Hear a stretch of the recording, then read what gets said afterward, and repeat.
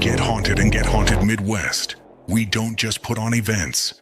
We give you an experience. Grab the gear, master the methods, use the tools the professionals use to bridge the gap. From the Estes method to traditional seances, you aren't just watching the investigation, you're part of it. Repeat peanut butter.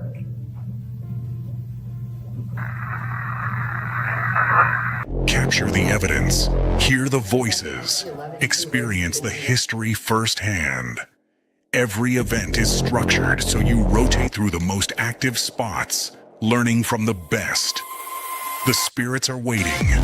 Secure your tickets now at extremeticketing.com. Ready to join the hunt? Here's where we'll be.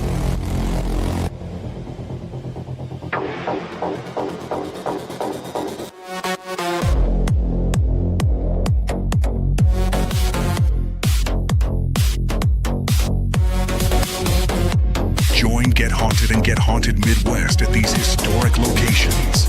Tickets for all events are available now at extremeticketing.com. Don't be left in the dark. Well, it is 8:01 Eastern time, and those locations have come and gone, and we have a whole other ancient history. We have a whole other slew of amazing locations and events coming up just for you. Welcome to Wednesday Live with Rob and Sara. Rob, how are you this evening? Sorry, I was just choking, but I'm back. Thanks. Back. I'm unchoked. I'm okay. I was full of energy and feeling a little drained right now, but I'll find it. I'll find it within myself to power through. You will. And smash through the barriers that are holding me back. Yeah. We've kind of had we've had a big day of kind of, how do I put it?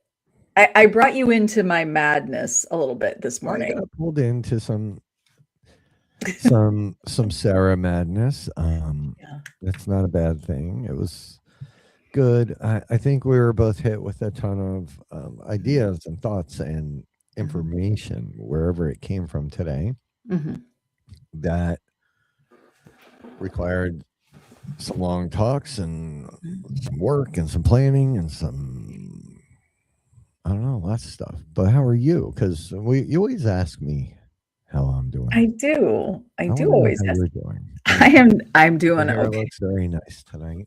I kind of did a Looks little. like you washed it. I did. I got in the shower for Wednesday Live tonight. Yes, it's a weekly shower. It's my weekly shower. Yeah, no, you know what? I feel pretty good. It felt good, I guess, to sort of have that information dump, because I always have the conversation by myself a lot of the times. Me too.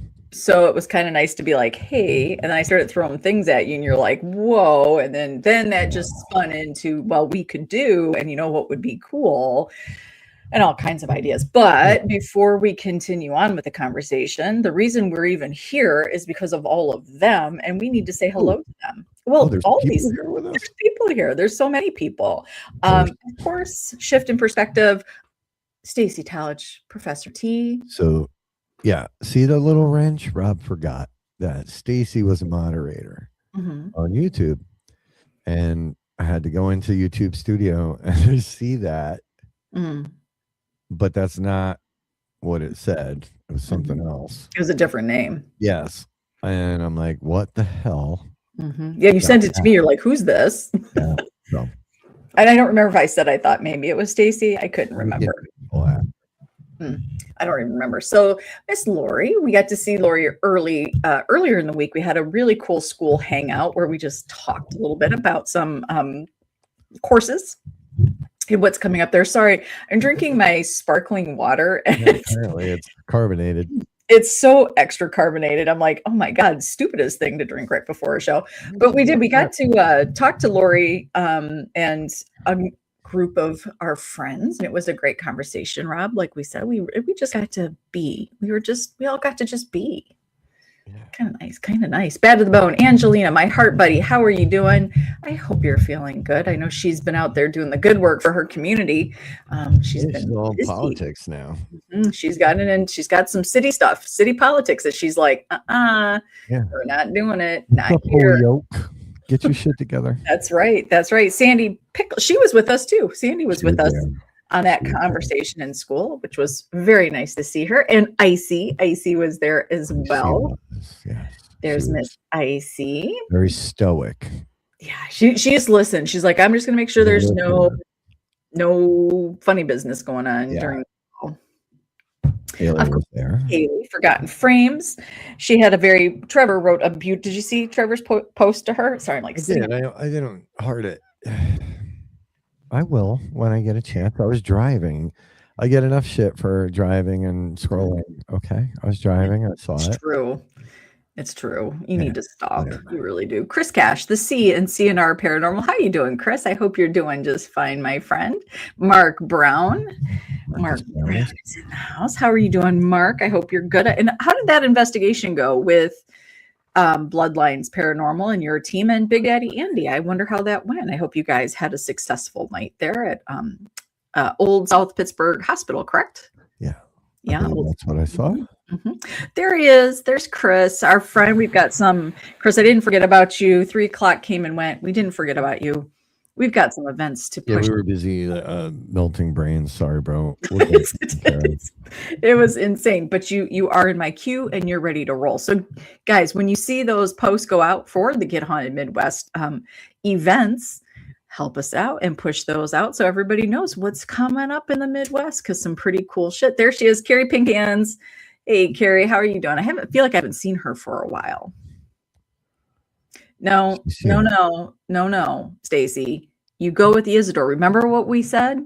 Remember the take on Isidore? It's not taken. Go back. We're not going back to the drawing. That's the name. That's your name. You have to use it in some form. All right, we'll figure it out. Yeah.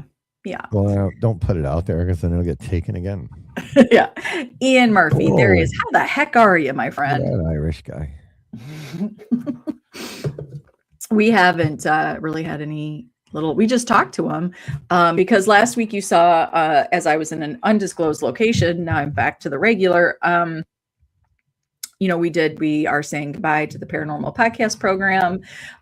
So it's sad, but it is what it is. So yeah. It's all that. I know he doesn't want to talk about it. we had a little bit of struggle because he didn't want me to say goodbye to it. But there are times you just have to be able to say, you know what, this is no longer working. We're going to move on to some new things, and that we are, folks, some new, very cool things. So yeah, Ian's living big dreams. That's what he's doing. Yeah. And Rick from R&R. Hello, Rick. How are you doing? Get to see him soon. So you might have seen. Speaking of shows, I haven't done, a regular Paranormally Blonde, which I don't think is really missed because it's just kind of like you don't do a show and people are like, wait, what? Hey, why do you say stupid shit? Well, it's not stupid. I think there's just so much out there that was missed. Well, okay. But I'm just saying, like there's so much out there. There's so much to choose from. There's a show almost every week, of every day of the week. So, I haven't done one. I haven't done my regular Paranormally Blonde in a long time. But we are bringing it back for a special series. You might have seen The Evolution of an Investigator. We're starting with our friend and family. Thank you, Icy. Stephen Kometz. This is something I've talked to Rob about for a while. We have talked to Stephen quite a few times on how we want to present the story, right? How we want to present the story. And I think after spending time with Stephen, especially with Inner Eye, right? Yeah. It's just time. It's time to talk about the evolution of a journey. And I really have to say, Stephen doesn't speak a lot, right? He's not somebody out there. He shares on his digging deeper. Absolutely. But there's so much there. He is just I think when we tap into this evolution of an investigator with Stephen Kometz, I think you guys are going to be really, really surprised. So I'm excited. I'm excited because we're not going with regular questions, folks. We're just not. No, I don't even honestly know. I'm helping with this show, and I'm not quite sure what you have in mind. I know the direction, and I know, I'm pretty sure I know where it's going to land, but I know you have a couple tricks up your sleeve.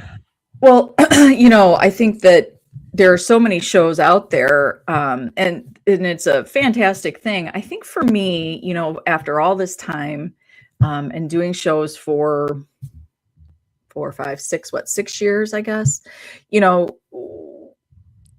I feel like we just scratched the surface. And, to be able to have some serious time invested with Stephen, he has shared some of his, more personal aspects of the paranormal.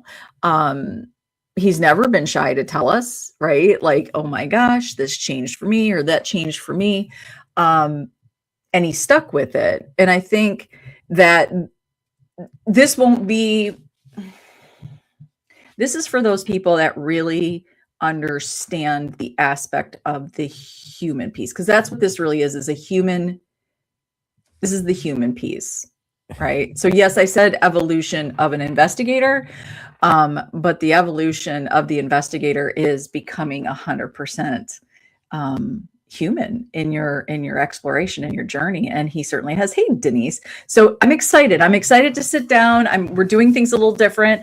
I was so excited. I got Rob to make me a new intro it was like, I said to him, like, hey Rob, we can't do our little jazzy happy song at the beginning. It was like, it doesn't work. No. And so, I was, as you know, I was super stoked that you decided to join us again with, grace us all with your presence and Paranormally Blonde. That I started immediately. And, it's Sarah's age. She goes to bed early. So I'd hoped to have it done by 10:30, and it just wasn't. My PC, this laptop was giving me hell. Hey Paul, and I found out why. It was full. So there were so many videos and so many photos on it. I have to fix that. But anyway, it would render and then crash. So Sarah did not get to see it before going to bed, but I did manage to finish it up probably around 11:15, 11:30. I don't fully remember, but I got it done. Once, the way I do video is I render it and I don't add the audio until later. It's just my workflow, so then I can kind of fine tune everything. So got it re-rendered with the audio.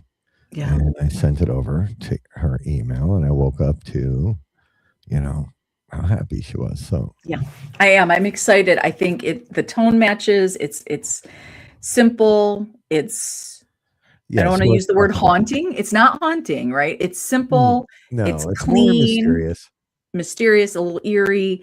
And yes, Ian, it is a little bit along the lines, I think, and it's maybe something we're going to talk about tonight.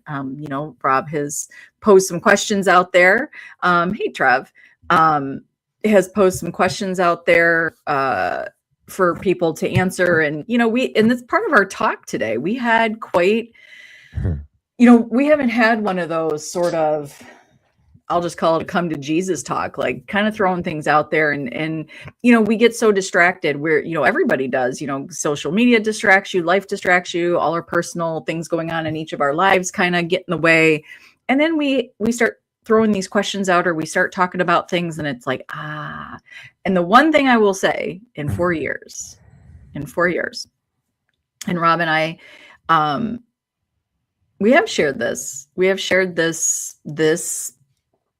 piece for 4 years very consistently. And that is, no matter what we talk about, no matter what questions or what sort of topic within our orbit that we really dig in and talk about, I think we have always held very steadfast to what our mission is and really what that means and how really open we are to evolving, just like Stephen. We didn't evolve and stop. We're evolving right alongside everyone. And I think that was the cool thing about today's conversation, as crazy as it got at points, because it did. Yeah. So Sarah has the ability. She's done it to me before, you know. Tutu was a total mental rewiring of the brain reset kind of thing, and it's a lot. I know I'm not the only one that's ever been through that with you. You know, when all of a sudden everything you thought was one thing turns into maybe it's the other thing, and that other thing makes way the hell more sense than this thing. You're just left with holy shit. Like it's a lot. So I kind of ended up back there in a minute. It's not that I got reset. It's sometimes we can get lost in our own thoughts, right? Or our own confusion about how to present something. So yeah, and it's also challenging because we live and work in, you know, a community that's very hardcore about definitions and titles and regimented shit in a very not real scenario. Like there's, you know, so we want to be scientific where we can't apply science, so it can be confusing and frustrating to have conversations. So anyway, yeah. Well, okay, but but and we did. You were like, you actually stopped and were like, okay, wait a second, Sarah. Like, are we? I mean, you were like, are we being fraudulent? Like, you're like, are we being and I know like that will be confusing for somebody if you weren't in the conversation to hear us say that, but I think that this is where, and you just said it, people are a little bit hard-lined with like, this is what the paranormal is. This is where we stay because this is where people have built their character. This is where people have built their persona and, you know, their legitimacy.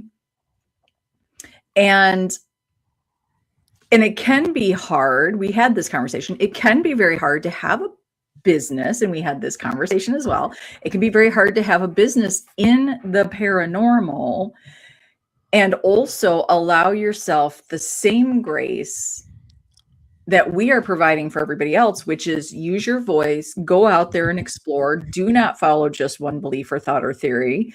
You know, listen to them all without sort of breaking the business model, right? Because we don't want our piece to be, I mean, our piece is still our piece, like our personal. It is. So, and I want to expand on the fraudulent piece before that gets clipped and shared. You know, I know Sarah, like anybody that's been to NRI and worked through the first 3 with us, anybody that really knows me or you or both, knows that our views on the paranormal are very different than most of the mainstream. I think we've been called anti-paranormal. I prefer contra, but whatever you want to call it. So it can be, it can be challenging, right? Because let's be real, you know, we cater to, and many of our guests are really first timers who, and I mean, I went as far as today as to classifying the 5 stages of a paranormal journey. They're very new and they're very TV oriented, and they're very much where I was in 2008 when I started this, right? They know what they know. and they're kind of thrill seekers in many cases, and they're there for that. So in that case, during a public event, we'll do an EVP session. They'll get their recording. It'll be like, holy fuck, we got it. And then, and it might mean something very different right there in that moment. At the inner eye, right, we switch gears into, maybe this is not. So look, it's a little bit like fucking telling people there's no Santa. Like, it's kind of shitty. Yeah. So, but it's not shitty. It's so good. So it's hard for me sometimes to shift gears. And if you're over on school, with us, like school, even the courses I've put together, like the 101 style courses, is really hard for me to shift out of that mode. So when I said that, right, I didn't mean like, are we scamming people? Oh no, it's not about scamming at all. No, it's like it's becoming harder and harder and harder for me to not offer that alternative viewpoint to something in a situation. So if I'm sitting there and look, I don't question, hey Carmen, I don't question people's experiences ever. I just don't. One of the talk tracks that we have and that we share at Inner Eye is, maybe EVPs are just raw signal, right? Maybe there's something there. We know that, but maybe that signal is very much, you become the translator of the signal. We've watched it happen a million times. At an investigation, we'll play something back. 3 people hear 3 different things, right? And I know what I'm hearing in that moment. Then on the ride home, I play it again. It's completely different, and it's like, okay, what changed? So I don't question people's experiences. So if we play that EVP and that's what they hear, that's what they hear. And we can get it. So that was the fraudulent thing. It's like, I really believe this, but I'm catering to somebody's level, right? They're just not ready for that next piece, probably. They don't even want it. So steal my quote, man. I never doubt somebody's experience, only that I would have experienced the same thing if I were there. Yeah, right. Yeah, one, and I think that's what we sort of touched on a little bit is, and especially with Inner Eye and the veil method, I don't even know how much you want to get into this. Hey, Steven. Hey, Steven. I don't know how much you want to get into. They're all listening. Let them vote. Go ahead. Well, I think like some of the things that we touched on today, and I do want to touch on your post, because I think, like, I don't know, how much do you want me to get in on this? We talked a little bit about, the more we do this and the more we get into what we do as Get Haunted and Paranormally Blonde, and really because of the community that has stepped into our orbit, have taught us so much. Like, this has been a group effort, right? This is not us going up there and telling you how it is. This is a group effort. This is everybody coming together as a community and speaking. So we kind of got into a little bit of, paranormal has turned into, paranormal's the brand, really. And I do think that goes along with the question that you posed today in the network, because we use this term, and it's interesting to me because what you're dealing with and the religious aspect of it and the personal aspect of it, but it only applies to locations that are, historical or have a tragedy tied to it, right? So you posed a very interesting question today, and it got some pretty big responses. Yeah, it got some big responses. The question was, what is a paranormal investigator, right? Because Ian's down there going, get into it. You just want me to get in trouble, yeah, Ian. I know.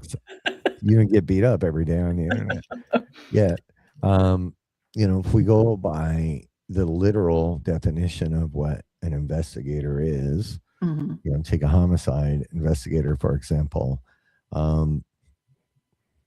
It doesn't, that's not what this is, right? It's really just, it's not. People show up with the tools and the equipment to, sort of establish this authority.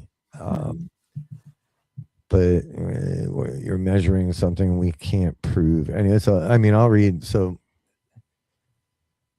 it got some pretty interesting responses, right? Because I'm like, okay. It was a very simple, straightforward, to me, question, right? That we should be able to all answer very easily. Because what is a paranormal investigator? What does that mean to you guys on this side? Like, what is a paranormal investigator? So, this person replied, Sherry, her name's Sherry, and she replied, someone who investigates, and she just got a reply of somebody that said exactly right. Someone who investigates the sources of alleged activity, researches the location for potential causes, and uses common sense in debunking before claiming it's absolutely paranormal, by backing it with evidence, not just perception and opinions. I'll reread that at some point. And I think that is pretty much, she summed up pretty much the common response that we see out there.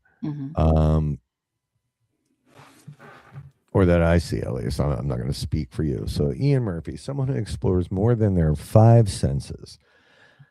A good one has the humility to understand that we don't actually understand. So this is he lands, and it's not surprising, it's Ian, lands on a very important piece of that, right? Because, when I hear paranormal investigator, and people that use that title tend to be very equipment based and rigid, and they're logging everything, and they're trying to apply science to something we just don't understand. So in many ways, the term just doesn't fit. It just doesn't apply. So thank you, Ian. Like her I've missed you, Ian. Yeah. So, the truth is, right? Let's just say for a minute, you've got all the right tools, and you've got all the, all the documentation you need. And she talks about it not just being perception and opinions, but, perception is a tremendous part of an experience. And, I think the example I threw at you was, two people could be in a room and an actual paranormal event happens. A plate goes flying off the shelf, right? Hits one of those people. That person's perception and experience may be that they were attacked, right? And then the other person may be like, no, that person was just happened to be in the way. Both had an experience, witnessed an experience, or witnessed some kind of activity, but had very different perception about what just happened, which would absolutely change their experience. There is no way to measure that, document it, or say which one is right or wrong. And when I think of the term investigator, I think of like a homicide type of situation that's in there using,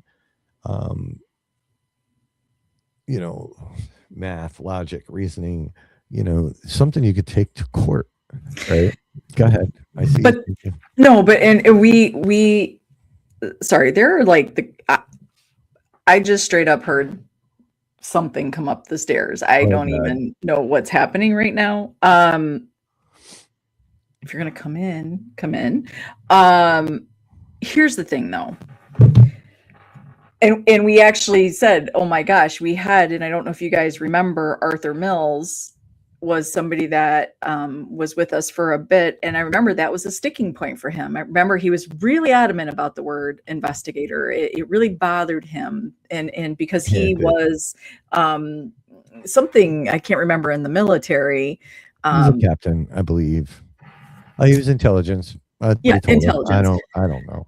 But so it was weird because I remember thinking, like, is it that big of a deal, right? Like, people just use the term because what else are you going to say, right? It's a little watered down because technically, you're correct, Rob. We are not technical investigators. Like, nobody's given us licenses or Well, right, and the use of the title doesn't make you qualified. Scientifically, especially scientifically, right? So, that a real investigation requires, a controlled and repeatable situation, right? And that's not really an investigation. It's that's pattern recognition when we're trying to repeat a story. So, and I'm not trying to get into semantics or fights with people, but the truth is you're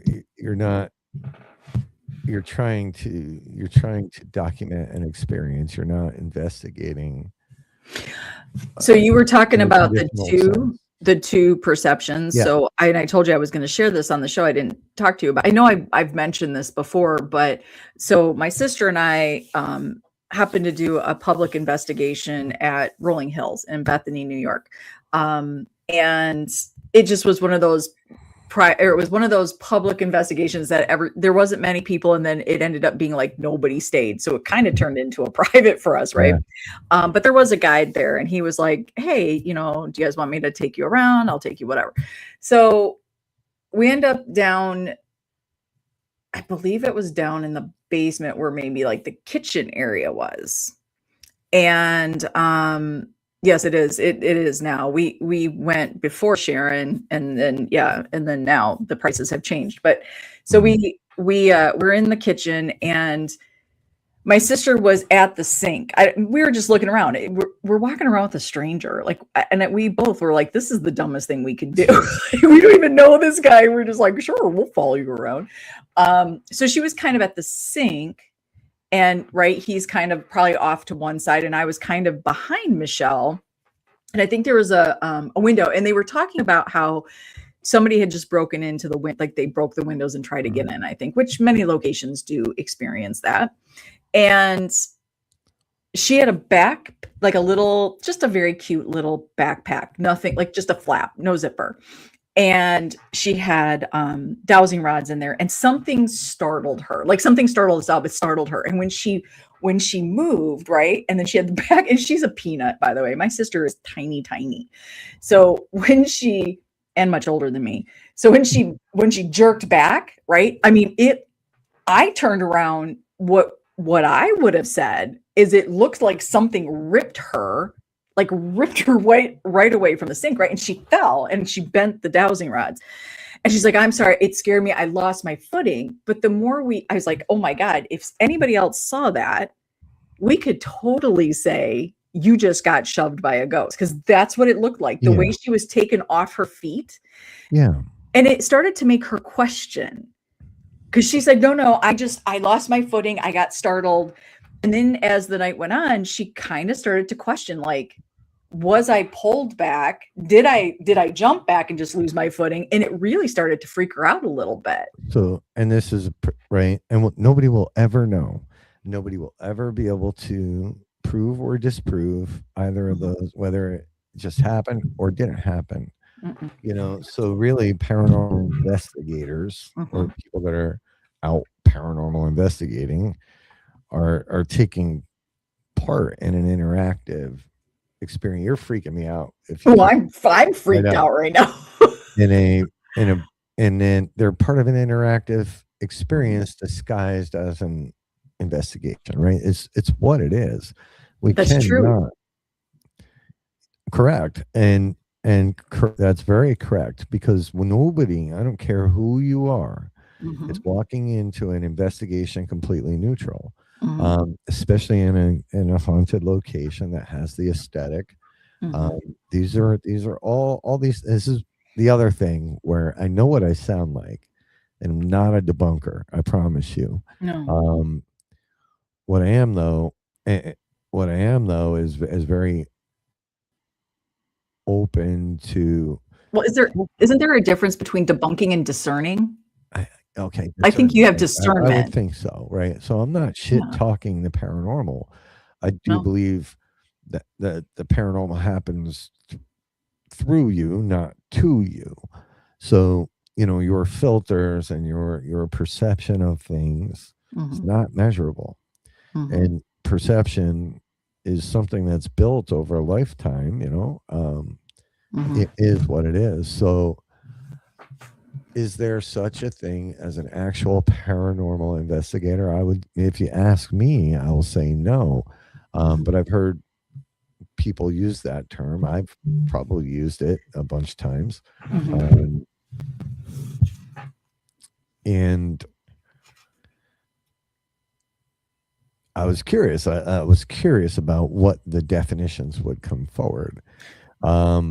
So yeah, there's a difference between debunking and shit talking, and just straight trashing people. Well, I'm not even sure we see true debunking though, even in the debunking world. I think. Well, certainly not in the YouTube debunking world, right? But if you watch something like, now I know it's TV, but Skinwalker Ranch, they do try to actually debunk things. So these are people that aren't out there on a mission to, tear others down. But yeah, that brings me to another point. There was another post I was about to make, or a comment, is, I actually did make that comment. Shit.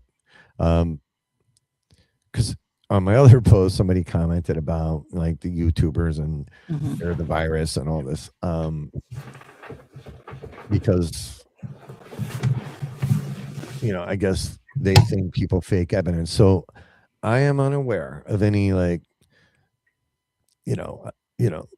Sam and Colby or whoever gets accused of faking shit, right? Like having Congress talk to the Pentagon to shut down all the paranormal research grants because 2 kids on YouTube faked a video.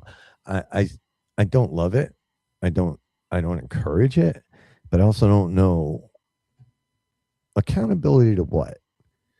Like who's being held accountable to the court of the paranormal? I guess that's my question. So, if I go out today and make a video faking things, right? Does it really hurt the cause?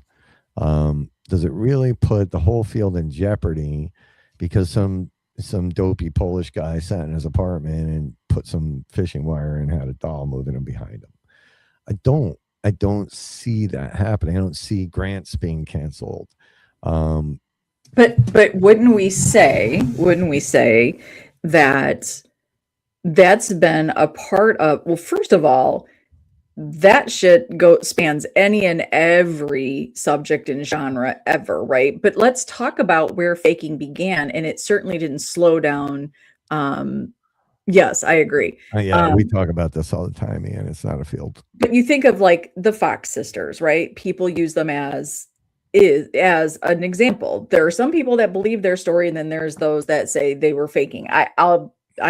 I just don't give it time because it makes no difference to my journey what these sisters did or didn't do. It just doesn't. But I think we spend so much time on the entertainment piece, and I watch everybody gloss over actual pioneers of the paranormal, folks. It didn't start in 2001 with TV. Like, you are missing academia, you're missing scientists, you're missing true philosophers, like the people in the late 1800s, early 1900s that truly began to say, whoa, like adding science, like actual science to it, by the way, not a piece of gear that were like this little ghost, if you put him out, he senses something and he lights up, right? That's not scientific. It's just a piece of equipment that somebody sold us and we went, okay. So Well, it's I definitely not measuring a ghost, right? It's right. measuring an anomaly in whatever field it's measuring from. Yeah. No, you're right, and that's all been forgotten. That's all been pushed aside. Right now, it's about the latest piece of equipment that will help you convince yourself that something's happening. Leave this up for 1 second because I want to hit on this. So in 2022, Nobel Prize went to Alain Aspect, John Clauser, and Anton Zellinger that proved the universe isn't real. The paranormal is normal and the foundation of the universe itself. And let's talk about that for a second, because you and I talked about this also, something like this. The word paranormal, is really a Western thing. It's in the US, probably, the UK and over there, paranormal.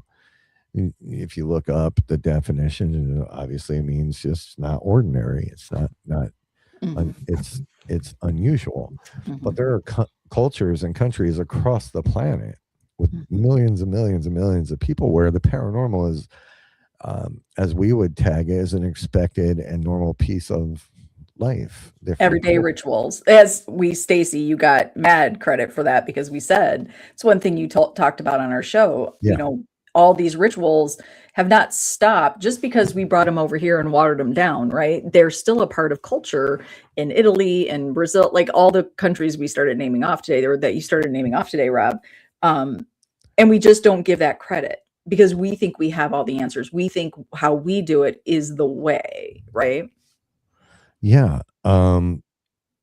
So, everything, a lot of things that I hear people say or see them do flies in the face of those cultures, right? So, like, what it's kind of like religion, right? Does it mean just if you're a Catholic, does it mean every goddamn other religion is wrong? To some, the answer is yes, right? So, to be to live and grow up in a culture where, it's expected, right? And when it doesn't happen, that's paranormal, right? Is that paranormal? Indigenous people, instead of them being ghosts, they're guides. Like these are all interpretations of the exact same thing. So when we're running around shit talking other people or preaching about how this should be done, you're sort of disrespecting everybody that came into this before it was even called paranormal. Everybody that's been around a hell of a lot longer than you, because their interpretation of what they're dealing with might actually be, might have some merit.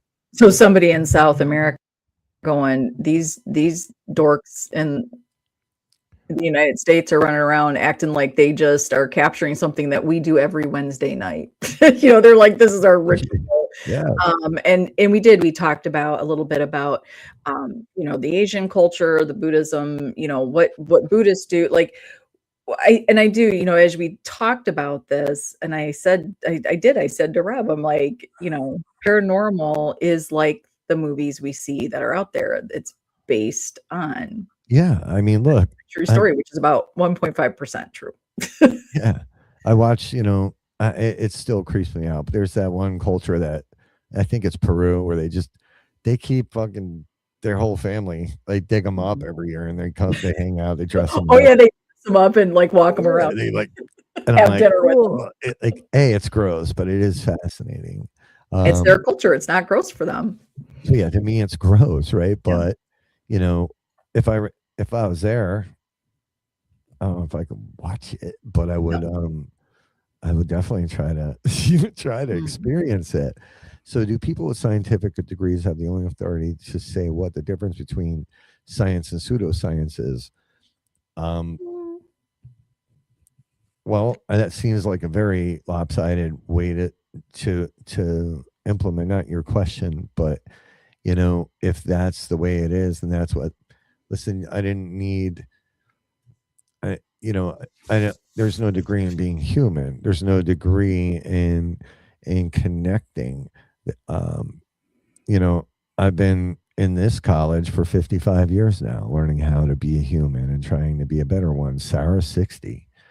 Um, you know, to me, you know, some classroom with a bunch of books and an obnoxious, you know, teacher with a mustache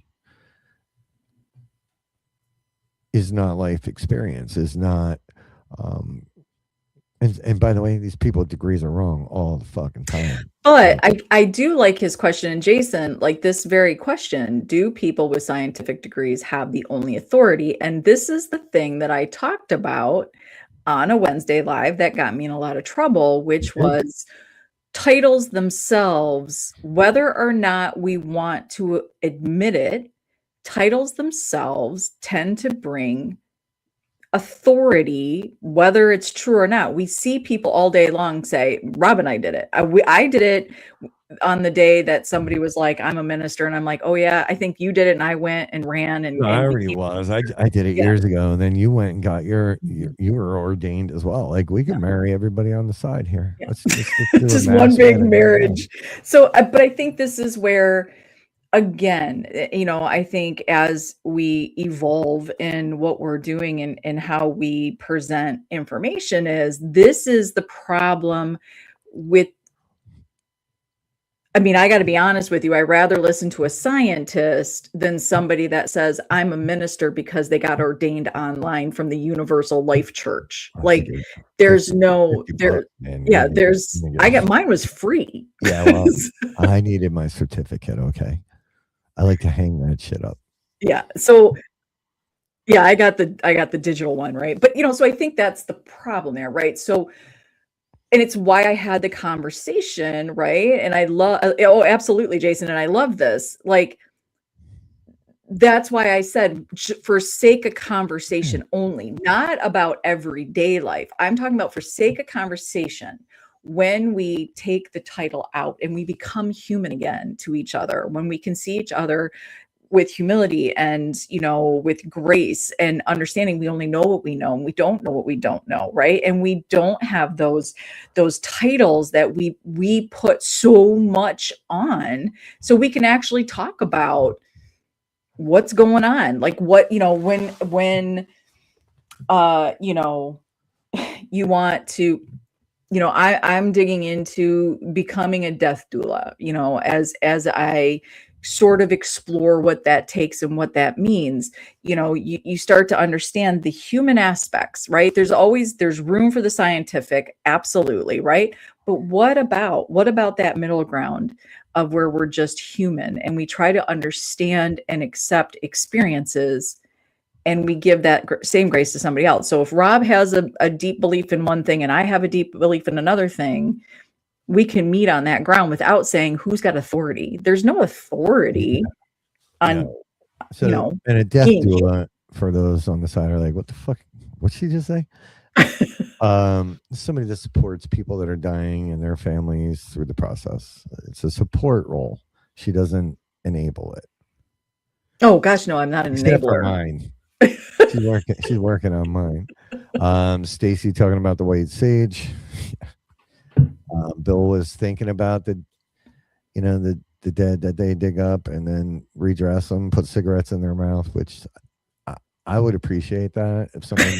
We'll get you a pack of smokes. Yes, don't worry. Get me just every year. I need a new pack. And you know, look, we got all the big minds on the side tonight. I love it. We're not trying to. No, this is good. Like this, here's the thing. And Jason, absolutely, all love. This is called a respectful conversation, different, you know, different experiences, different beliefs, different levels of knowledge. You know, to me, this is a beautiful thing. This is where people get to talk, and we don't then, and then we all say with love, move on, and we're going to talk again tomorrow. You know, that's the beautiful part of this. So science rules things in or out. But it constantly changes, though. Constantly changes. Science, as it stands today, is what we know today up until this very second. And that shit changes constantly. Mhm. So, and I think that's the problem I have with some of the debunking community, that it's like, well, science says this is important. Yeah, it's your version of science and your interpretation of science.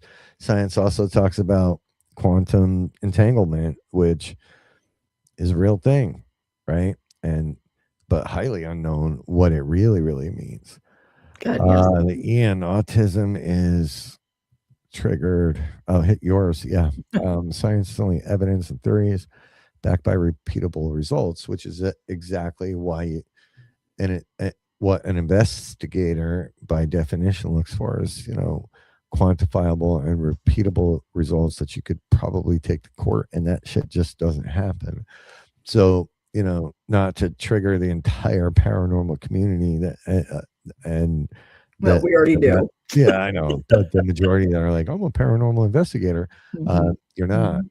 You're a Mhm. paranormal experiencer on a very human journey, and in order to maybe establish, or at least to feel like you're the authority even to yourself. I'm not saying you're walking around being a braggart, um, giving it a title and grabbing equipment is a way for you to really validate yourself. It's the only thing you're going to validate, and you're validating your own experience in your own mind. When Bill was a teenager, he had a shirt that said FBI in big print. Um, I had that shirt too, and I actually still have it. I just got one from Spencer's. Let's see.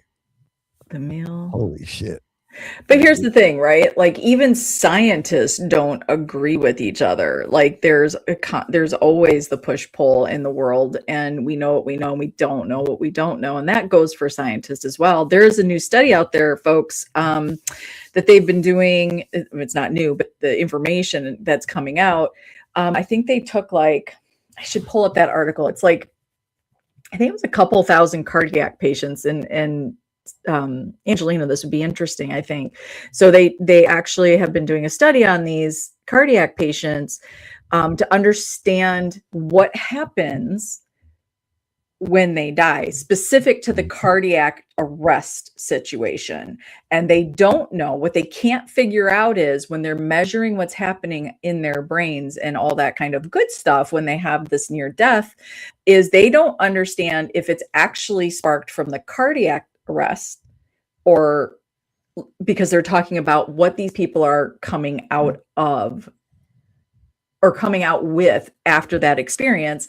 And what they're saying is they have one version of the story immediately after, but as time goes on, they're a week, I think they said a week or 2 weeks after, what actually that they remember from that is a very interesting thing. But they're trying to pinpoint, is it coming from the heart or is it coming from the brain? They're trying to figure out what that connection is. So, there are actual scientific studies going on. And I don't think as a community, and I'm not going to say field, because kind of like what Ian pointed out. I mean, we talk about this all the time. There's a difference between the field and the community, and we are part of the community.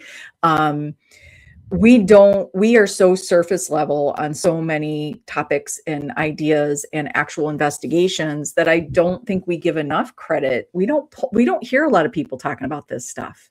We hear what they're doing, but we don't hear them bringing in all the community and what they do. And I feel like when we have these kind of conversations and people are speaking, and they're speaking over here, this is what we want to hear. This is not about what Rob and Sara do. And, when we investigate, that's the only, no, this is beautiful. It's beautiful to see your voices. Oh, 100%. So, but see, Angelina, here you don't get to have it both ways, right? So, and that's my point. So people will come on here. I'll read. This might help you understand. It's not, well, we don't care. Well, here's the thing. We don't care. I don't give a shit what we don't care what you call yourself. Like, that's the thing. It's just it's a topic. We just want to talk about it because we hear so many people are so hard-lined about so many things, but the things that, until it benefits them, right? If it doesn't benefit them, or if it changes their aspect, or if it changes their standing, then we don't touch it, right? I think that's sort of where we don't care what doesn't change what we're doing. I don't give a shit. But so some interesting things about this post. Most of the comments are from people that have never commented before, but this clearly spun them up. But here's one reply. And this is why I talk about this, right? Because quite often Sarah and I are judged by people that claim to be paranormal investigators because we don't subscribe to what they think is appropriate. Just like, how long do we wait before somebody dies before we try to talk to them? Like, where's this fucking rule coming from? But anyway, so here's one reply. And this is what I see and hear quite a bit. It's usually some know-nothing douchebag in a black t-shirt with some dumb acronym on it, usually also wearing a black baseball cap. This one's red. And my shirt's green tonight. Wearing a black baseball cap with the same douchey acronym. They like to walk around in old buildings with cameras, with electronic equipment they don't know how to use properly. Their favorite saying is, "Dude, did you hear that? And is there anyone here that wishes to communicate?" So, that message right there, y'all should be fighting each other, not me, because that is not how anybody that's willing to have a conversation. Like, clearly he's got his own skewed opinion about things, and that's quite okay. Don't care. But can we make a t-shirt and have douche actually stand for something? We need to be like, someone come up with the acronym for douche. So yes, but when I say you don't get to have it both ways, right? With you're very you said it earlier, you're very science-based, right? But if paranormal investigator was a science course at Harvard, then you're doing it all wrong. You're just doing it all wrong. So if you ask me, there's no such thing as a paranormal investigator. You're a paranormal experiencer. Again, someone getting twisted here over a title challenge. I'm not saying you're not out there doing work. What I'm saying is be accurate with what you're doing, or what how you label. But does the title? And I think this is where we do take the paranormal, and Angelina, I think in the beginning here, you actually did qualify, that paranormal is a hobby. So it's a hobby, but we use very professional terminology, right? It's a hobby, but suddenly we're all scientists, or we're like the epitome of an enlightened spiritualist, right? So I think this is where, for me, and I feel like how I connect with each of you is on that very human level. And I'm always in awe of how smart and well-spoken, the people that converse with us in the community, because I've learned so much from everybody.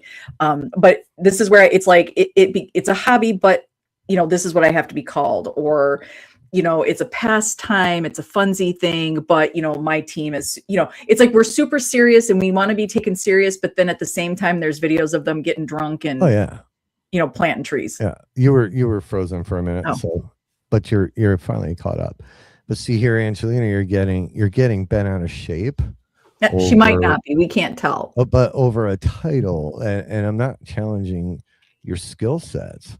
I'm saying we can't say it's one way and it has to be this and that, and this is a scientific approach when it's not. It just isn't. So no, and I didn't say I was going to walk around and be like, oh, you're not a paranormal investigator. I'm asking people to challenge what they call themselves, because if we're going to be technical, and if people are going to get technical on me and criticize me for having a belief system, then you better be able to back it all up. Stacy. Angelina said, Rob, you're coming off like an expert, and Stacy said he is. No, I think it's a sake of a conversation, Angelina. I think it's not, he's not saying any of this is the end all be all of the conversation, right? Or of his coming off as an opinion. expert at all. Literally look up the word investigator, and then literally look up what a professional investigator does, and the science that has to be applied there, because you can't walk into court and convict someone of a murder without having absolute rock solid evidence. Yeah. I didn't think she was bent out of shape. I think she's just having the conversation with us. She's just in the conversation. That's our Angelina. Angelina and I are kind of the same person when it comes to some shit, which is why we get along. Wait. Oh yes, we know Fire Marshal Rick. Fire was to find who, what, where, when, how. My investigation required a final conclusion. In the paranormal field, there are none, and because it cannot be proven. But it also cannot be disproven, and this is the number one thing that I got my boy. He did it. Nobody pissed me off. This for me was, listen, when I make these posts, I put a picture up of me with my douchebag trophy to kind of soften it. My posts are to hopefully get people to think, or maybe be like, and talk, right? Because, I read that one, and there were a couple like that. Everybody wants para-unity, that unicorn to show up. It's just never going to happen, but it's really never going to happen. Someone calling YouTubers a virus. I don't think they are. I just don't. The virus is people. I don't mind it, Ian. Is that people just feel the need to beat each other up, right? Like, I don't give a fuck what you think about my recorder. I don't. And you have no room. And I'm not talking to you, Angelina. I'm saying that this is a general thing. You have no room to tell me anything about my recorder, what I've heard on it, what I haven't heard on it, what I do with it, if I sleep with it, if I lick it. It's nobody. Ew. I'm never touching that again. You're licking your recorder. I have people hold it. And that title, right? That title that they slap on there does not qualify them as an expert in anything. It's just a fucking word, and it's a word you're not using right. So people need to stop telling me what I'm doing wrong, or start looking at the shit that they're doing wrong. Yes, I see. Paranormal can't be proven now without people experimenting. Will never. That's right. Well, that's right. And I think this is for us, and this is kind of where our conversation was going today. Unless we're all doing it the way, with our perception, our beliefs, right? Our practices, our culture, unless we're doing that and we're able to freely share it, to say, okay, add this to the pot of soup, we're not going to get anywhere if there is one way, because there isn't one way to die. There isn't one way to believe. And I think this is where, we are so kind of, pigeonholed in the paranormal that, I see it. Wouldn't it be just beautiful? Like, yes, everybody should come to the table. I've talked about it. Why don't we all get together and do an an investigation where we all are just doing our thing, and then we can come to the table and say, this is what I experienced. This is my belief. And we can start to find those similarities, but we're so stuck on who's right and who's wrong. I think it's share your experiences first and foremost before we start, Right. So, Angelina, you're not hearing me. I'm not saying it's wrong. You call yourself the paranormal grand poobah. I don't care. The paranormal pope. Who's the paranormal pope? Yeah, paranormal pope. I don't care. Yeah. Your title does not make you an authority, right? It does not make your conclusion on anything correct just because the word investigator is improperly used in a title that is given self-appointed. So that's what I'm trying to say. Um, So I guess, here's the other problem, right? In something like the paranormal, because we don't have set anything, um, we use words that would give people, the general public, an idea what we're out there doing, right. right? So when you say like, there are some people, I feel like ghost hunter is sort of kind of fallen off. You don't Yeah, really well, hear, that's taboo now. yeah, you don't You really can't hear call anybody yourself a saying ghost that. hunter. I actually, to me, it's a little more accurate, even though I don't even think I don't agree with the term ghost the way it's traditionally used, but that nobody gives a shit, right? Um, yeah, paranormal investigator sounds a little more official, right? So let's keep it real. A real paranormal investigator would find a goddamn stainless steel box Mhm. with nothing in it, plain Jane vanilla, and that's where you'd be conducting your investigations. Because I'm going to be honest, when you walk into, I think I said this earlier, when you walk into a haunted location, you're not neutral. There are visual triggers, there are stories, there are history tied to it. Mhm. So you know, unless when science figures out that every ghost on the planet is definitely the lost soul of a prior living person, um the history really has Mhm. nothing to fucking do with anything. It's a Mhm. human experience. In some cases maybe it is the spirit of Uncle John from down the road that got hit by a tractor when he was chasing a fox across the street. I don't know. It's Yeah, quite a story. oh no, but usually that's how Yeah. detailed we can get. So I do like curiosity. curiosity, I love that term. Like, Yeah.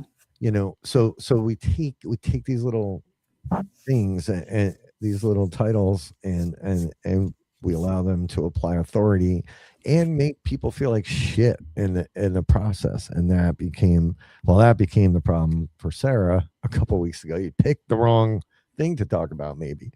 um no, I love you too, Angelina. I know, and you and I would have this fight in person. It would be fun, and then I'd smack you around a little. I'm just kidding. I would never smack her. Yeah, and I actually, the word I tend to use, or not even publicly, but like I throw the word facilitator out there. We're we facilitate an experience for you, in these locations. And I think there's a lot here, and I think what we're seeing based in social media, now with TV dying off, like we're sort of like, there was like Hollywood, and then there was like reality stars, and then there's like, the third or fourth cousin down here, social media people, Yeah. and it's, what's happening is we're not even talking about paranormal anymore. All we're Wow. doing is making the living people feel good, and, as if they know, when this really, when you think about the actual pioneers, not from 2001, like the actual pioneers, Tesla, Edison, you know, oh my God, and now I just cannot think of all the other names, but Sedgwick, like you think of these people who actually, it is philosophy, it is It conversation is. first and foremost. And we have turned paranormal into the new religious fight. We're Mhm. all fighting about our beliefs, and we're all fighting about who's right and wrong, instead of saying, you know what, we all stepped out of there's something we question about our religious beliefs, or the beliefs we've been given, Yeah. because we're like, there's something there, and we're told not to explore it, but we still have to go and open that door. And here we are, we've made it exactly religion, and now we're fighting about Well, that. that's what happens, right? So, and I get the passion, and I Mhm. understand the passion, right? But I know you will, Angelina. I'm terrified of you. Um, I know my boundaries, girl. So, and my limitations. So I wasn't baiting people. I am genuinely curious about what people's definitions of this are, but clearly, that question alone Mhm. has riled people up into like this state of like frothing at the mouth and straight insults, right? And guess what? If you Want to call yourself a paranormal investigator? Go do it all day long. I'll make you a fucking shirt. I don't care. I'll tattoo it on you. Um, but you can't sit there and expect for it to ever be taken seriously. If we can't even behave when we ask what a definition is, like it's crazy. Well, isn't that interesting though? I have put questions out there. Sorry, choking on my spit. I have put questions out there about theories or going a little bit deeper, asking questions a little bit deeper about, some beliefs. It doesn't get even, I mean, if it gets a couple likes or reactions and maybe my Denise MP comes in and throws me a bone, she's like, "Hey, I got you, girl," right? She'll always help me out.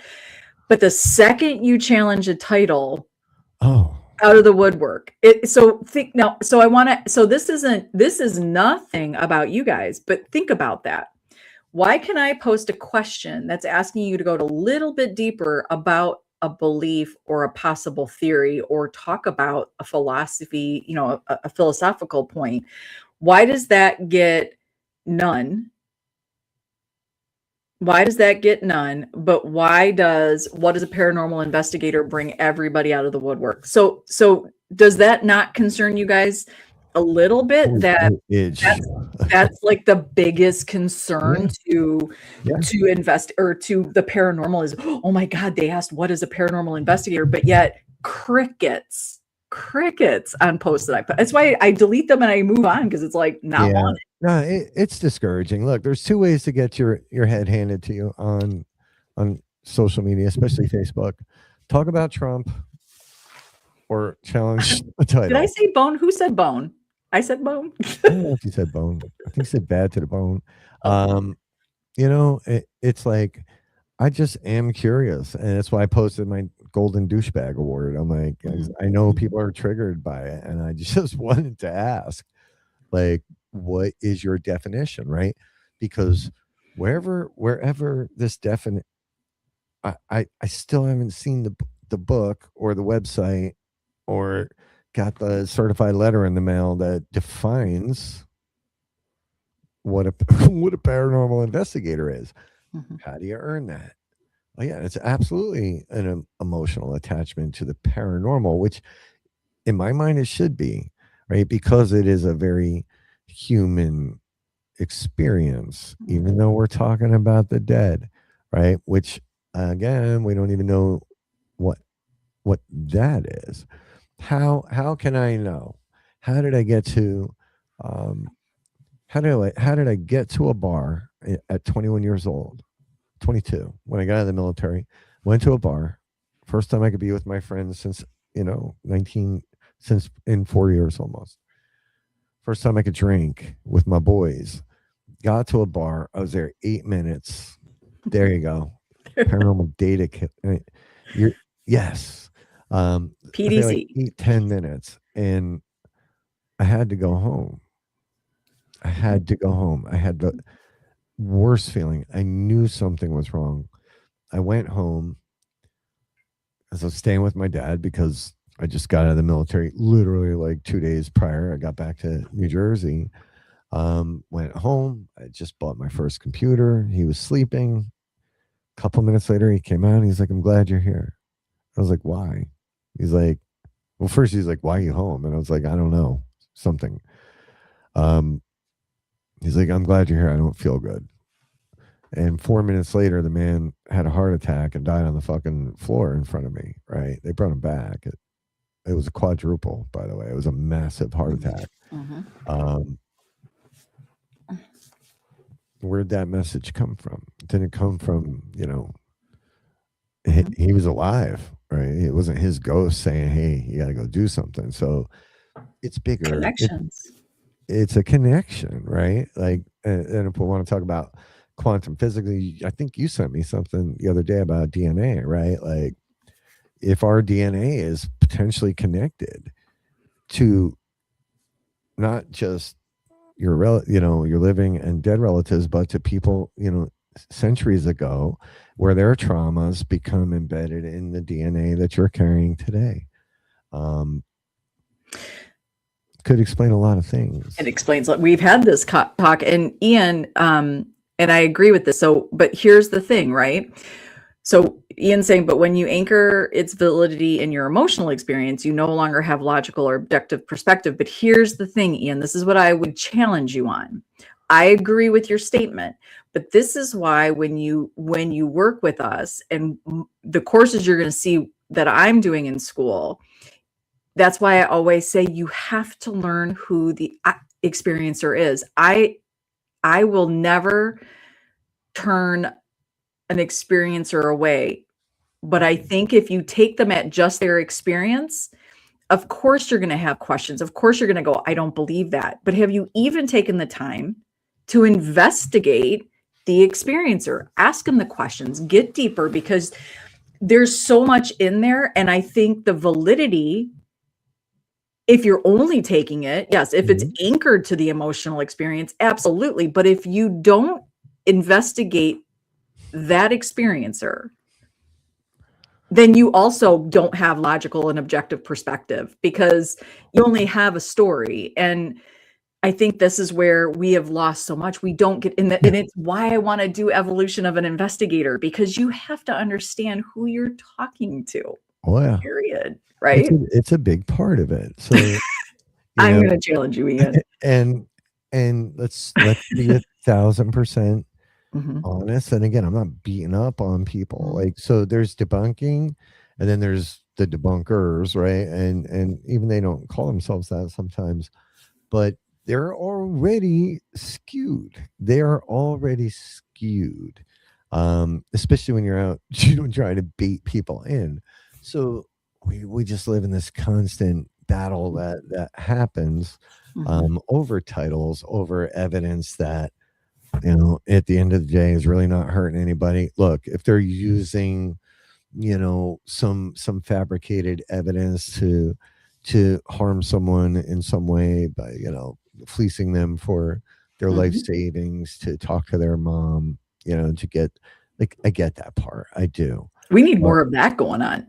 Yeah. It's, you know, but rather than, you know, some jackass, you know, knocking over a bottle on the other side of the room with a BB gun, man, it really isn't hurting anybody. And if you can't figure that shit out on your own, right, it eventually comes out, number one. And number two is, you know, what are we really mad about? The guy that commented about the virus, and anybody being on YouTube's of like the virus, it's, you're mad, man. Let's talk about what you're really mad about. If you're mad that they're getting views and likes and potentially monetized, you're mad that the attention's on them and not on you. So either go out there and create something that draws those views in, or stop looking at their shit and you won't even know what they're doing. It's real easy. Well, here's the thing. I mean, if we're going to talk about fakers, the Fox sisters are considered some of the most famous fakers, and it hasn't stopped any one of us from doing what we're doing out there. It hasn't stopped the conversations. And I do think you need to have, I mean, we talk about this all the time. You have to have the dark to have the light. And I think to be able to have that as part, and let's be honest, even in actual science, they're going to use some of that kind of data to compare, right? And to understand where you can start sort of pulling out, like, okay, this is why this doesn't work. This is when we see this, right? You have to have it all. You have to have it all. And I think, you know, I don't know, like, these conversations to me are so important to discuss in the community, because you each do have a voice and you do have so many valid points. And I think nobody even knows what they're fighting about anymore because it's social media. So, you know, I think I love these kind of talks, because I do think that it makes everybody stop for a minute, right? And really sit down and be mindful about what it is we're saying and what we're talking about, instead of just being like, oh, like kind of what Ian said, like, oh, I'm triggered, right? I know he was being silly boy, but right, I'm triggered and I'm going to now go out there and attack without really thinking about what the fuck I'm triggered about. And it doesn't matter. Yeah, really, it doesn't. And your title shouldn't matter.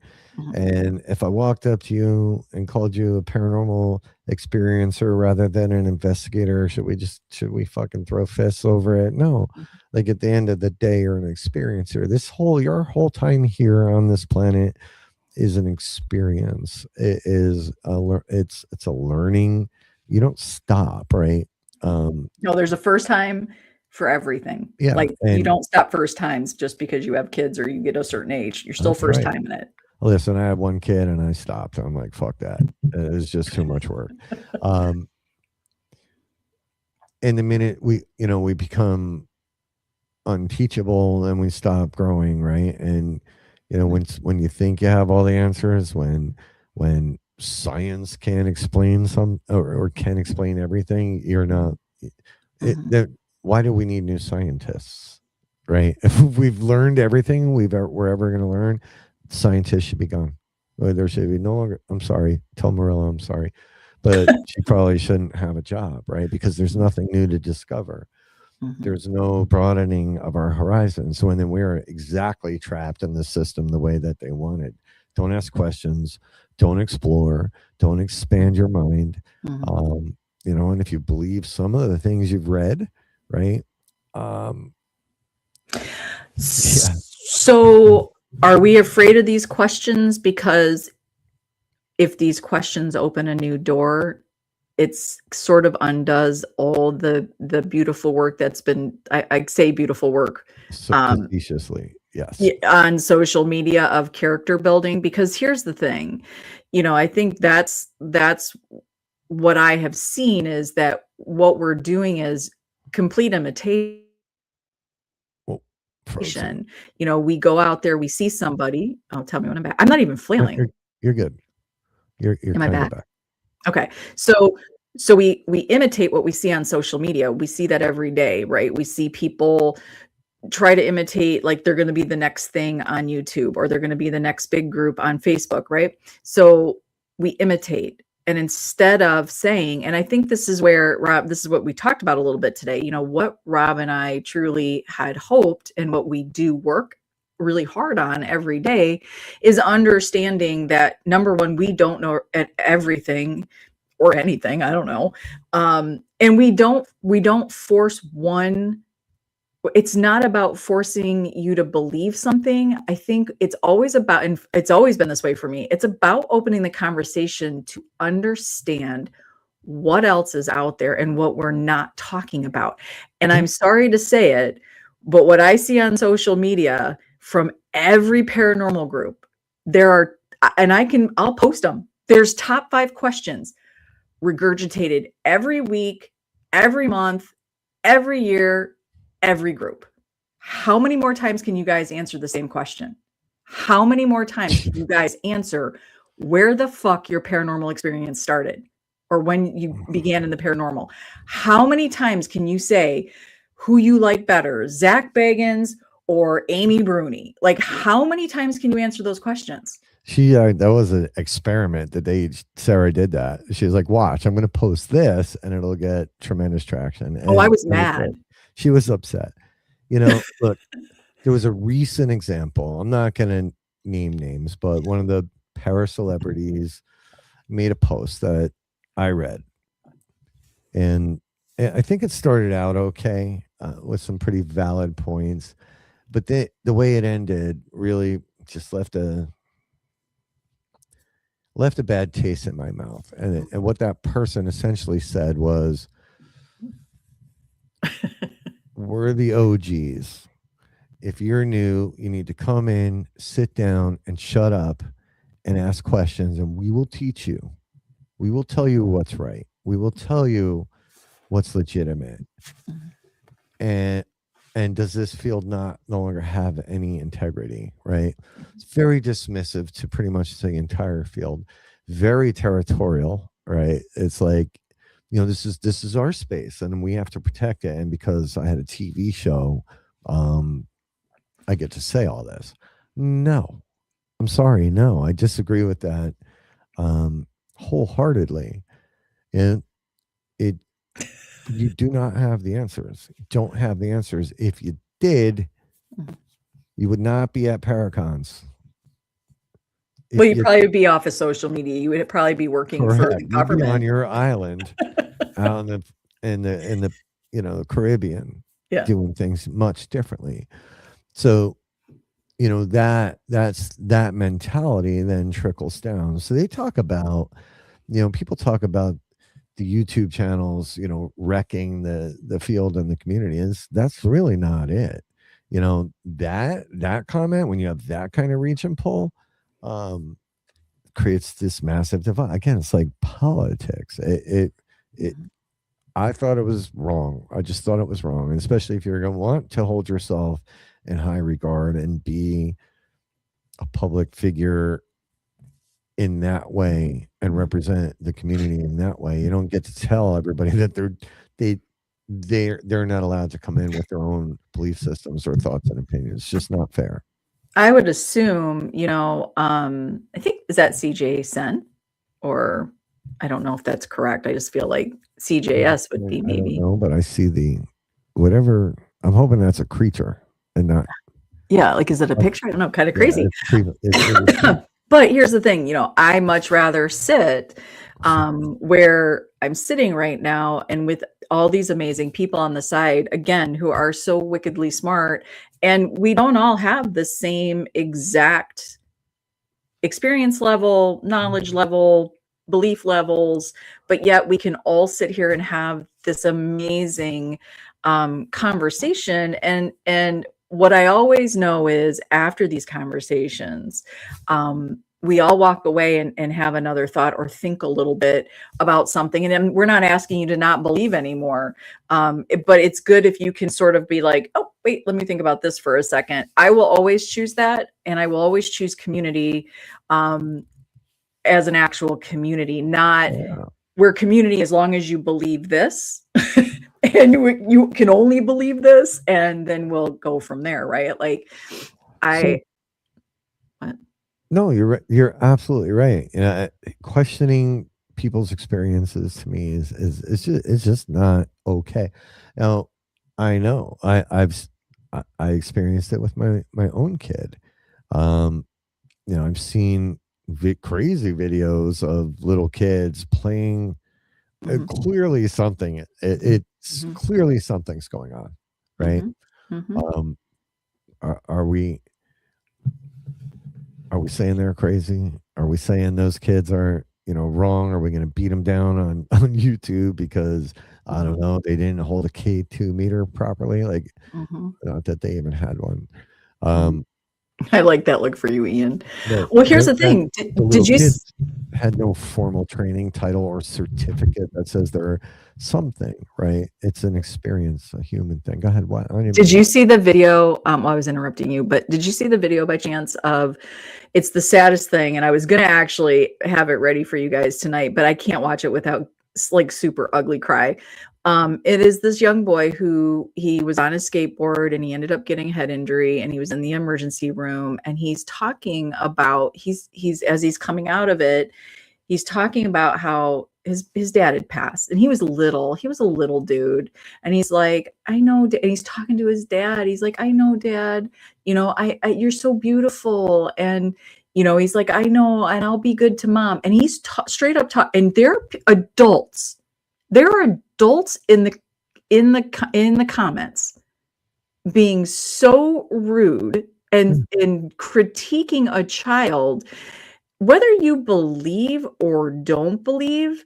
And maybe, it's like everybody's got to put stuff on social media, and maybe it wasn't the smartest thing for that mom to do, but to be able to share her faith and having that moment with her son and talking to his father, who had just died, I think maybe the year prior, like he's talking about his little brother with his dad, and his eyes are open, by the way, and he's looking around and he's talking, and it's the sweetest little video. And to me, it is a show of, it's such a human experience and this moment of great faith. And he talks about Jesus being there with his dad, by the way. He's like, this, you're beautiful. He just keeps telling his dad he's so beautiful.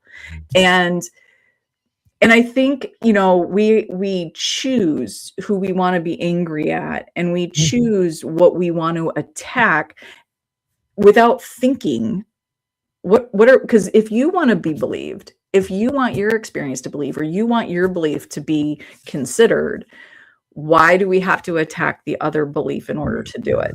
Because it challenges, right? It's an ego driven thing. Mm-hmm. You know, I'll say this.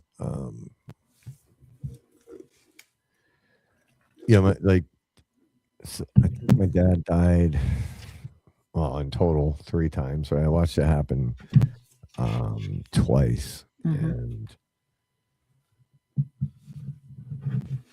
and on after the second one, he had an aortic aneurysm. Nobody lives through that. No, that's a tough Somehow one. he did. He lived through it. The dude was a beast. But he was in.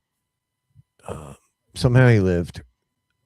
Oh, they cut him open because they weren't sure what it was, and they would just, it was quick, and they found it, and they got him hooked up.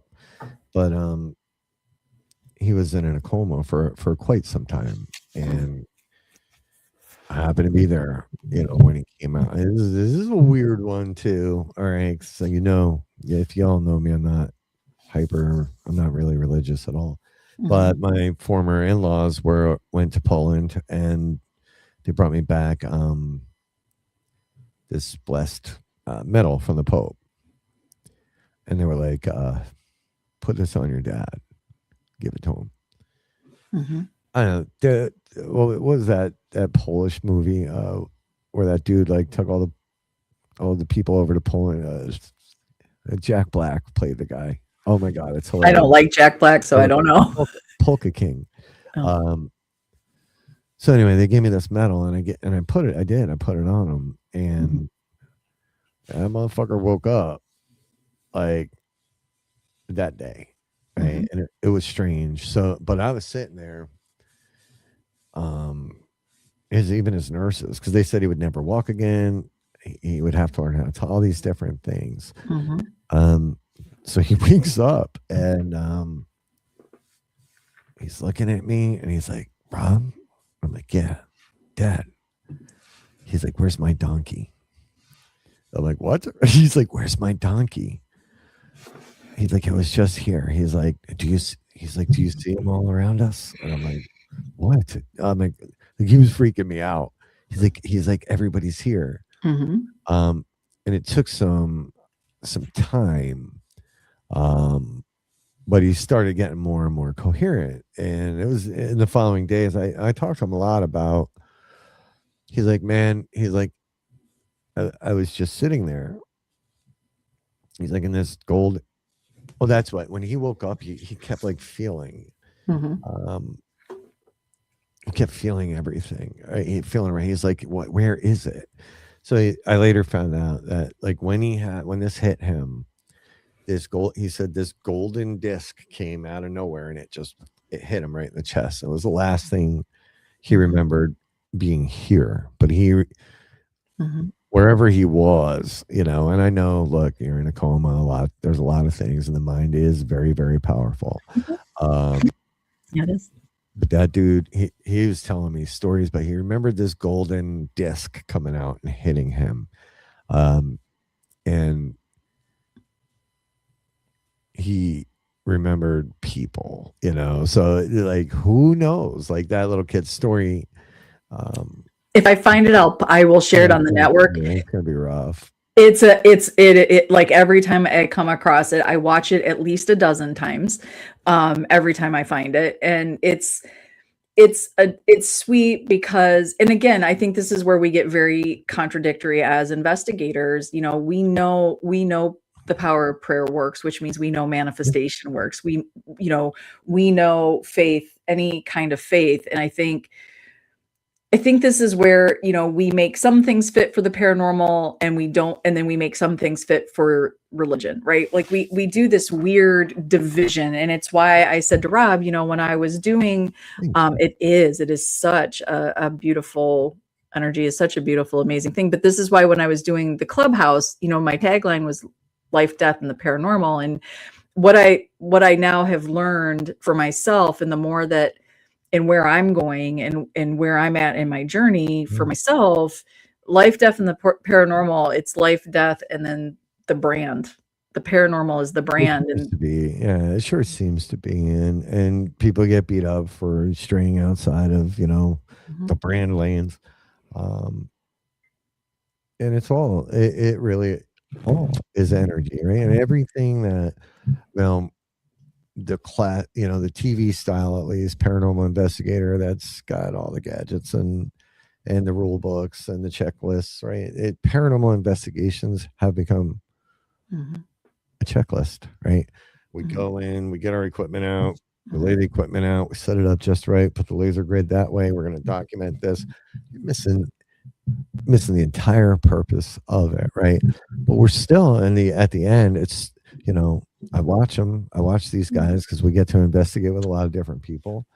Um, they're going to start their EVP session, like you know, oh, we're here, we mean no disrespect. We're going to ask you. It's a ritual, right? It's a very spiritual thing to do. It's just mhm. dressed up, it's dressed up with as that one guy would say, the acronyms and the douchebag black hat and black shirt. Like, Can we never wear black hats again? I feel like apparently not. Apparently that makes us douchebags. I gotta throw mine away. Shit. And we will come up with a fun acronym.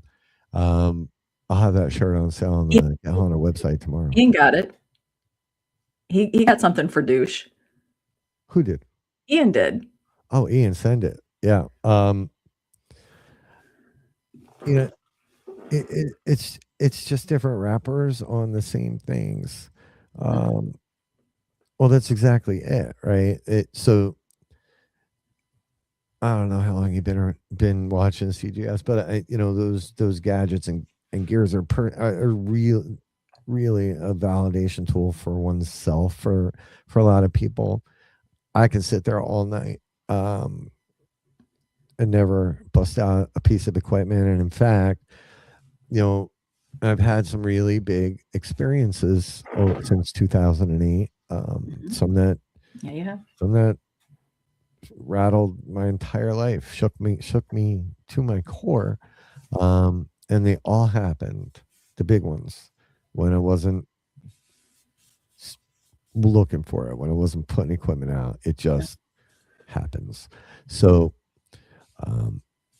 and maybe that's how it's supposed to be. So again, I'll say this one more time: the paranormal doesn't happen to you, or an experience happens through you, and when people look at it that way, it might make a little more sense. You can have all the gadgets in the world and it doesn't mean shit.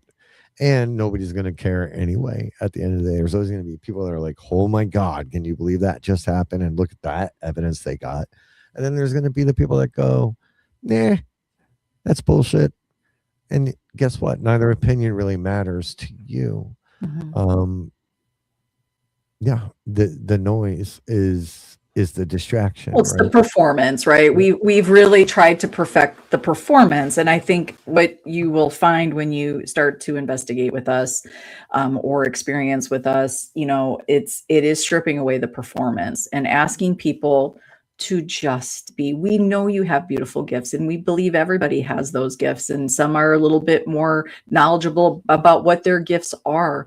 But we do truly believe you all carry that. And for me, and again, if you join us on school, some of our courses, one of mine is Reclaiming Connection. And it is really about learning how much we've put into the dependency of others, such as with titles, instead of understanding our own connections that are happening all the time. We want to satiate that need right away. We just, everything is instantaneous. I text you and you didn't text me back right away. And there was a time when you had to call people and you had to wait for them to call you back. That was before, answering machines. I had my 30-foot curly cord. Yeah, that sitting on the couch always and got remember when you'd have to change.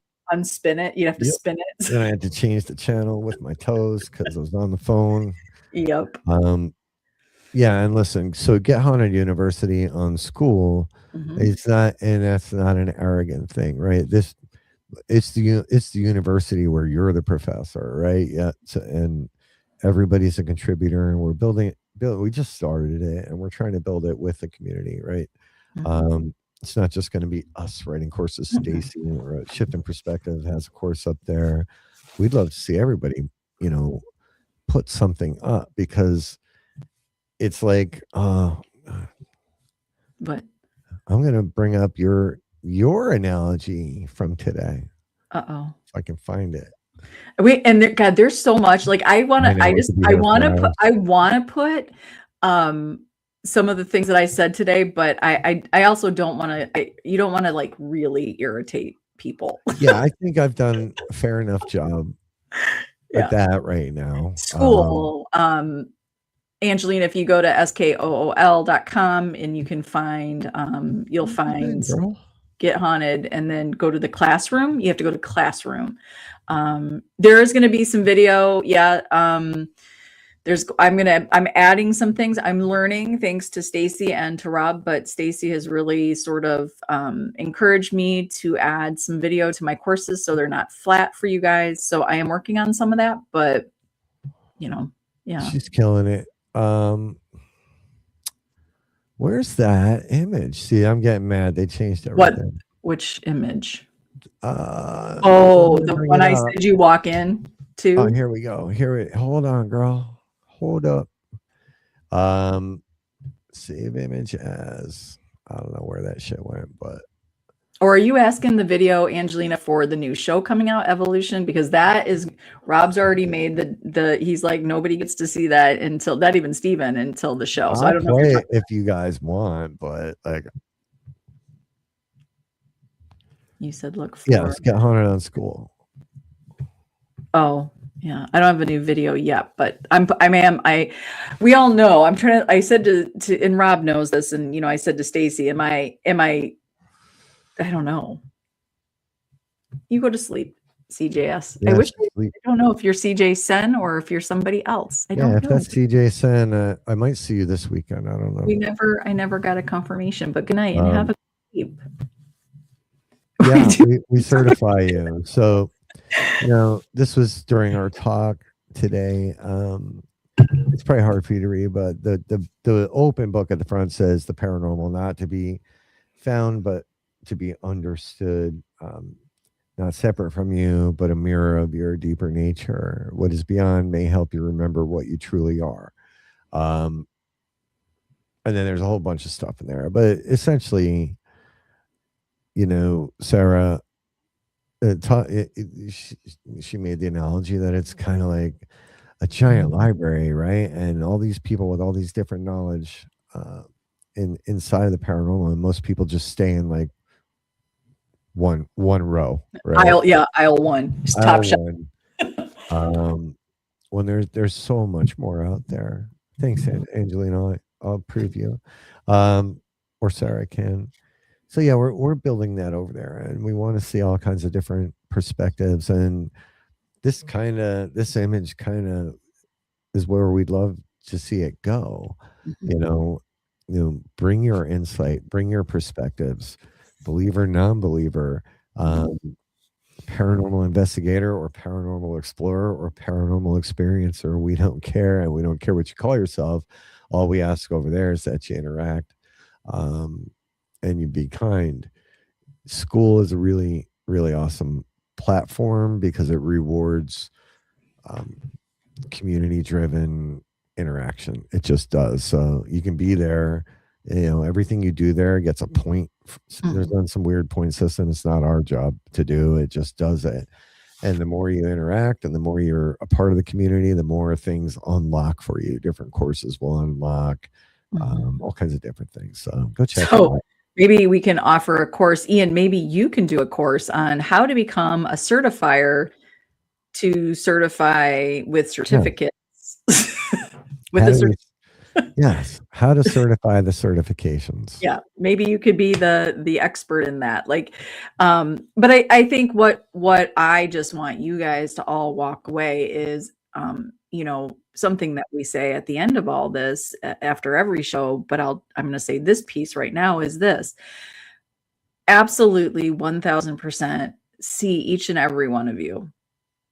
Don't need to see the title to see that there are some amazing human people, humans that are that are willing to have a conversation, have a difference of opinion, have the ability to help expand the conversation.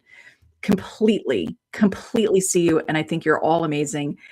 I think you're amazing to who you are as Ian, as Stephen, as Angelina, as Kaylee, as, Stacy, Simply Jen, without those titles, and you're here speaking, this right here is the human experience. And this is what we carry with us into our paranormal explorations when we're working together, where we can just be like, I want to just hang out with, Jason McGray. And I know he does amazing things. He's an author, he is a well-experienced, paranormal experiencer, an investigator, if that's what he wants to use. But to be able to walk side by side with so many of you as friend, as peer in the paranormal, right?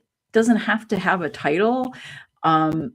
You're amazingly smart. And these conversations to me are so important. I mean, this is what makes community. Like, to me, this is a true show of community tonight. Yeah, this was awesome. This was fun. Even if I got under people's skin.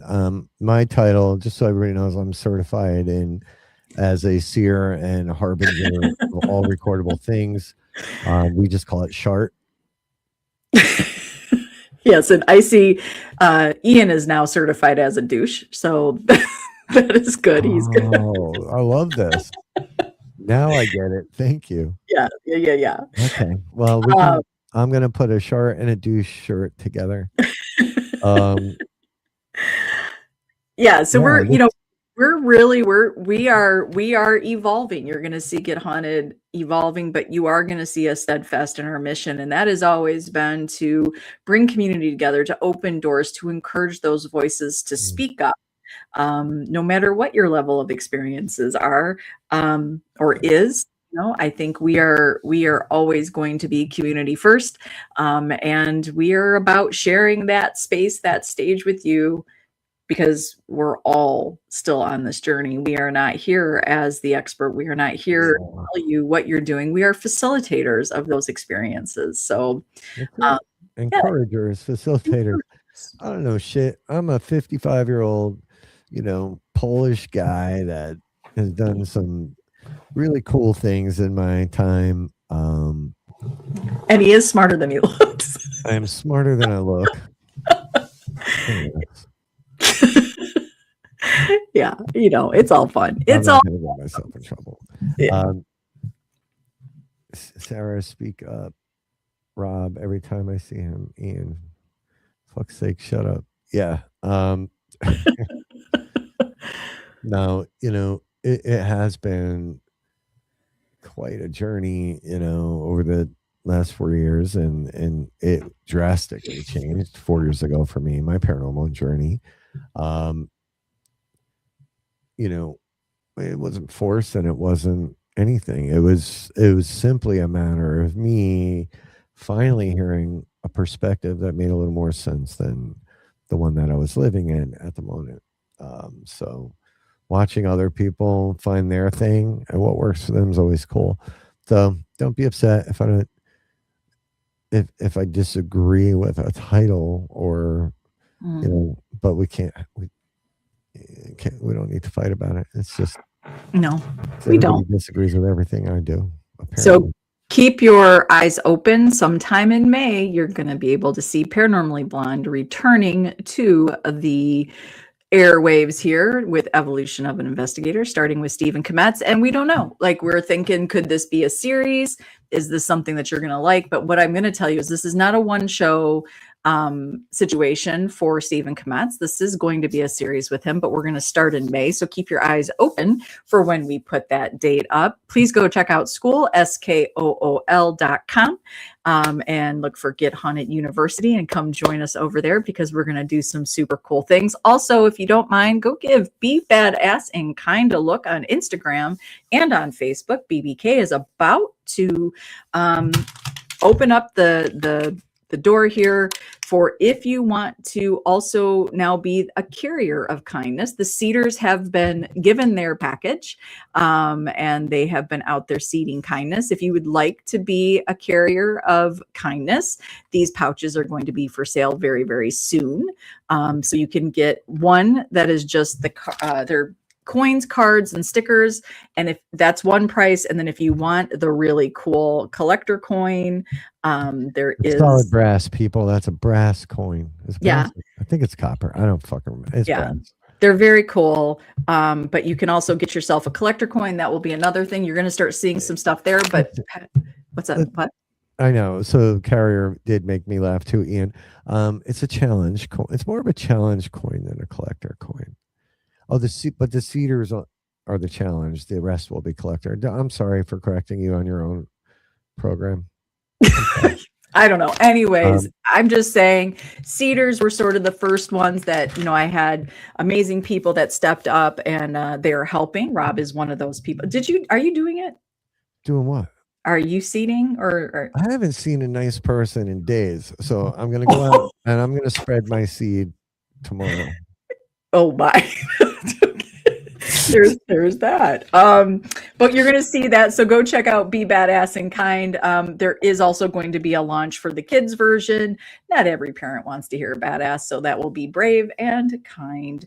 Still keeping with the BBK crew. You can still get hats. They're super cool hats. There's all sorts of fun things. So we get to seed carriers. Hey, Ian. Behave. So yes, so there's that. We got all sorts of cool things coming. We have a couple of events coming up. We're in May. We're in May. I gotta look at there's so much in my head, but we also have White Hill Paracon. I believe we're presenting. I will be virtual. Rob will be in person. I don't know. That's a secret, but not a secret. I don't know. People know about it, but I don't know. I'll be down there around 1:30 or so. You might see me running my mouth. We're gonna do one real soon here, actually, and I'm just trying to. At this time we're trying to change it up a little bit. So soon, yeah, the B is back, boys and girls. So get ready for this show. The big B, that B right there is gonna be back. Big old B. So yeah, we got lots of things going on, but with that, we've kept you guys almost 2 hours. You guys have stayed. You guys have just been doing so much. I know. I'm sorry I didn't get to meet you either. But listen, you guys are all amazing. And you know what we say here at the end of all our shows with Get Haunted and Paranormally Blonde. We see you. Oh my God, we do. And we appreciate you. You have no idea. You have no idea just how much you're appreciated for being the community and being good. And you know what that means? We love you. We really do. Thank you guys for all your support. Keep up the good work. Keep up the conversations. Whether you agree or don't agree, keep those conversations going. Expand them. We love you. Happy Wednesday. Finish out your week strong. If you're going to Paracon at White Hill, awesome. Rob will see you there possibly. If not, I don't know what to tell you. Stop imitating me, you ass. So with that, we're going to send you off. Have a good sleep. Love you. Mwah. Have a good night. Ian, it was a pleasure having you back. It was a complete pleasure having you back. I hope you're not a stranger. Yeah, especially after we fired you.